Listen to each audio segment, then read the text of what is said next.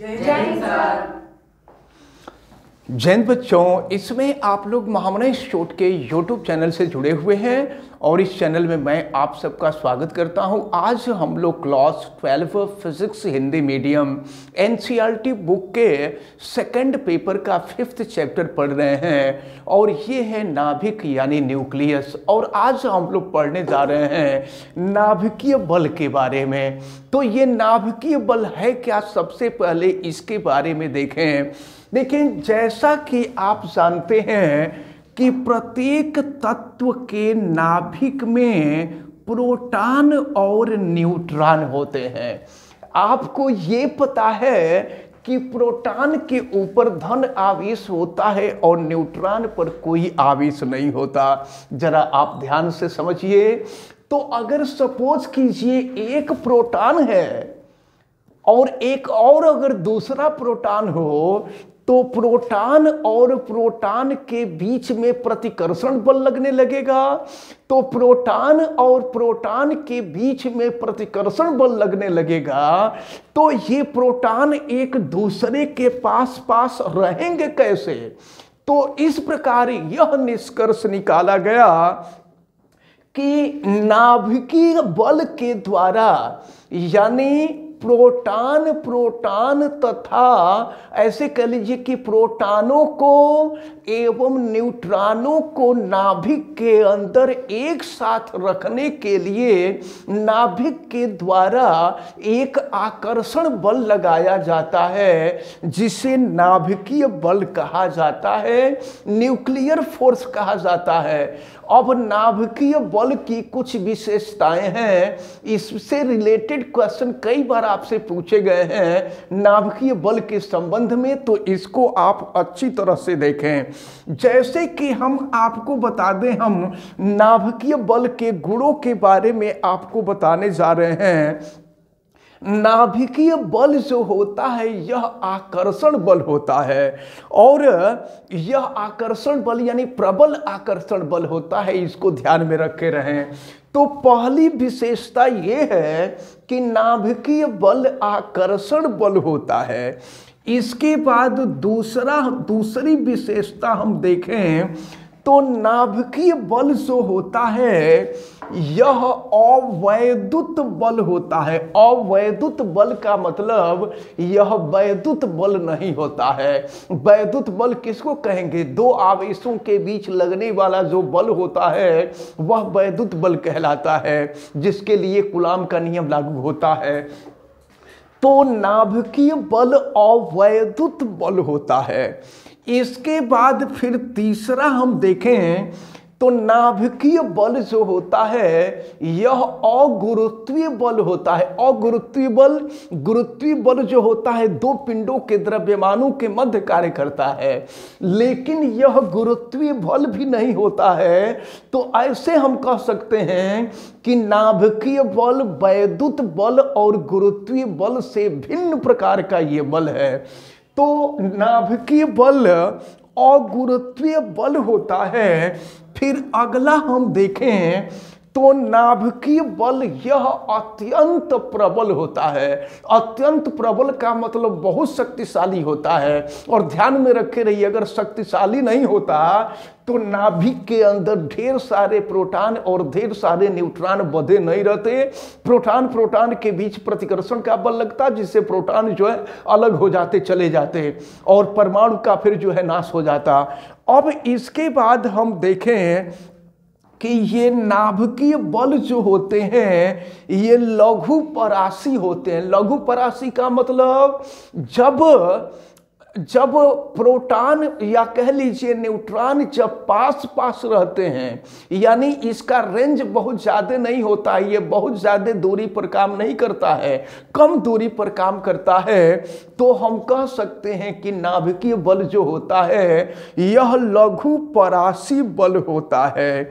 और फिर हम अगला गुण बता दें तो नाभिकीय बल जो होता है यह आवेश अनाश्रित होता है, यानी यह आवेश के ऊपर, नाभिकीय बल जो होता है यह आवेश पर निर्भर नहीं करता है।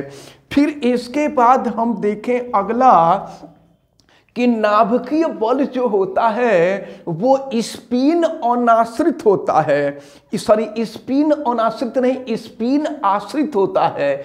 स्पिन का मतलब होता है चक्कर। जब प्रोटॉन भी चक्कर काटते हैं, इलेक्ट्रॉन भी चक्कर काटते हैं, आपको मालूम है।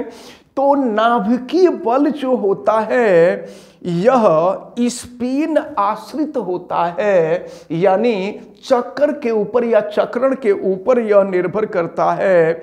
और इसके साथ साथ हम आपको बता दें आठवां कि नाभिकीय बल जो होता है इसमें संतृप्तता का गुण होता है। संतृप्त होने का गुण यानी एक दूसरे के अंदर समाहित होने का गुण पाया जाता है।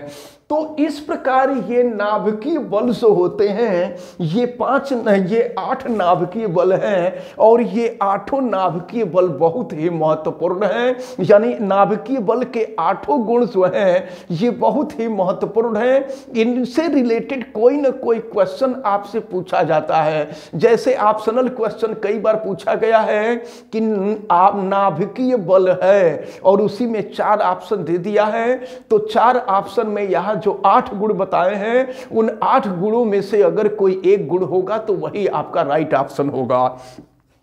अब इसके बाद हम आगे बढ़ रहे हैं धीरे धीरे रेडियो एक्टिवता के तरफ। लेकिन रेडियो एक्टिवता को जानने से पहले हम देखें कि नाभिक क्यों अस्थाई होता है और नाभिक क्यों अस्थाई हो जाता है। ऐसी कौन सी वजह होती है कि नाभिक अस्थाई होता है। जब नाभिक अस्थाई होता है तभी तो नाभिक से अल्फा बीटा गामा कण निकलते हैं। यानी नाभिक अस्थाई क्यों होता है, उसकी वजह क्या होती है ये देखा जाए। मैं आपको बता दूं कि सामान्यतया वही नाभिक अस्थाई होता है जिसमें number of proton upon number of neutron is greater than 1 होता है। मतलब दूसरे शब्दों में कह दें कि देखिए सामान्यतया होता यह है कि किसी भी तत्व के नाभिक में प्रोटॉनों और न्यूट्रॉनों की संख्या बराबर होती है या लगभग बराबर होती है।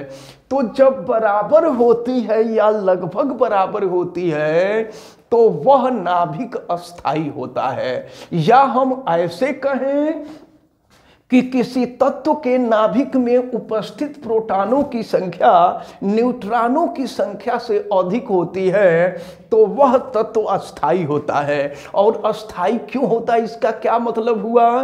तो देखिए नाभिकीय बल जो होता है यह एक प्रकार का आकर्षण बल है।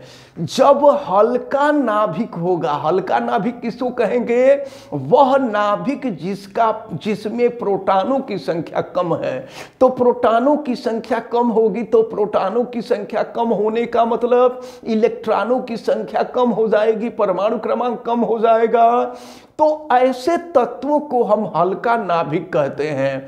तो जब हल्का नाभिक होता है तो प्रोटॉन के बीच लगने वाला जो प्रतिकर्षण बल होता है नाभिकीय आकर्षण बल के द्वारा निरस्त कर दिया जाता है। निरस्त का मतलब दोनों आपस में बराबर हो जाते हैं, और जब दोनों आपस में बराबर होते हैं तो नाभिक अस्थाई हो जाता है। लेकिन इसके बाद जब धीरे धीरे नाभिक भारी होता है, भारी नाभिक होने का मतलब धीरे धीरे जब यूरेनियम के तरफ पहुंचता है, जब परमाणु क्रमांक बढ़ता जाता है, परमाणु क्रमांक बढ़ने का मतलब प्रोटॉनों की संख्या बढ़ती जाती है।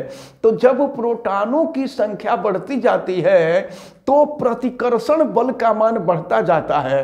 तो प्रतिकर्षण बल तो बढ़ जाता है, लेकिन नाभिकीय बल जितना काम कर रहा था उतना ही काम करता है। तो अगर नाभिकीय बल अधिक है प्रोटॉनों के बीच लगने वाले प्रतिकर्षण बल से, तो वह नाभिक अस्थायी होगा। अगर नाभिकीय बल और प्रतिकर्षण बल प्रोटॉनों के बीच लगने वाला अगर दोनों बराबर हो तो भी नाभिक अस्थायी होगा। लेकिन जब नाभिक भारी हो जाता है तो उसमें न्यूट्रॉनों की संख्या बहुत ही तेजी से बढ़ती है, न्यूट्रॉनों की संख्या तेजी से बढ़ती है। और जब न्यूट्रॉनों की संख्या तेजी से बढ़ती है तो इस प्रकार प्रोटॉनों के बीच लगने वाला जो प्रतिकर्षण बल होता है वह नाभिकीय बल से ज्यादा शक्तिशाली हो जाता है। इसलिए जो नाभिकीय आकर्षण बल होता है यह प्रोटॉन के मध्य लगने वाले प्रतिकर्षण बल को निरस्त नहीं कर पाता है। परिणाम स्वरूप नाभिक से अल्फा बीटा गामा कणों का उत्सर्जन होने लगता है और इस प्रकार जो है रेडियो एक्टिवता का गुण आता है। तो इसके बाद हम लोगों को रेडियो एक्टिवता के बारे में पढ़ना है और बहुत डिटेल में पढ़ना है। रेडियो एक्टिवता की खोज किसने किया, यूरेनियम की खोज किसने की, रेडियम की खोज किसने की, इन सब के बारे में हम लोगों को पढ़ना है। तो ये हम लोग नेक्स्ट वीडियो में देखेंगे। फिर अल्फा बीटा गामा कण का उत्सर्जन, फिर अल्फा बीटा गामा कणों के गुण जब हम लोग पढ़ेंगे तो ये रेडियो एक्टिवता कंप्लीट होगा। और इसके बाद अभी हम लोगों को नाभिकीय संलयन, नाभिकीय विखंडन और इससे चीजें, इससे रिलेटेड ढेर सारी नाभिकीय ऊर्जा वगैरह के बारे में, फिर सूर्य का फ्रॉनहोफर रेखाएं, इन सब के बारे में हम लोगों को पढ़ना है। जब इतना पढ़ेंगे तब जाकर के ये चैप्टर कंप्लीट होगा। और इसके बाद एक चैप्टर रह जाएगा जो सेमीकंडक्टर का है, जो महत्वपूर्ण है, उससे भी क्वेश्चन बहुत ज्यादा पुटअप किए जाते हैं। और इसके साथ साथ उसमें जो है गेट होता है, नॉट गेट होता है, आर गेट होता है, एंड गेट होता है, इन सब के बारे में हम लोगों को पढ़ना है। फिलहाल हमें उम्मीद है कि आज जितनी भी बातें बताई गई हैं ये सारी बातें आपको अच्छी तरह से समझ में आई होंगी। आप वीडियो को लाइक जरूर कीजिएगा और अगर आप चैनल पे नए हैं तो चैनल को सब्सक्राइब भी कर लीजिए, बेल आइकन को प्रेस करें। और अगर किसी प्रकार की कोई दिक्कत समझ में आती है तो आप हमें कमेंट करके जरूर बतावें। आप सभी लोगों का बहुत बहुत धन्यवाद। जय हिंद।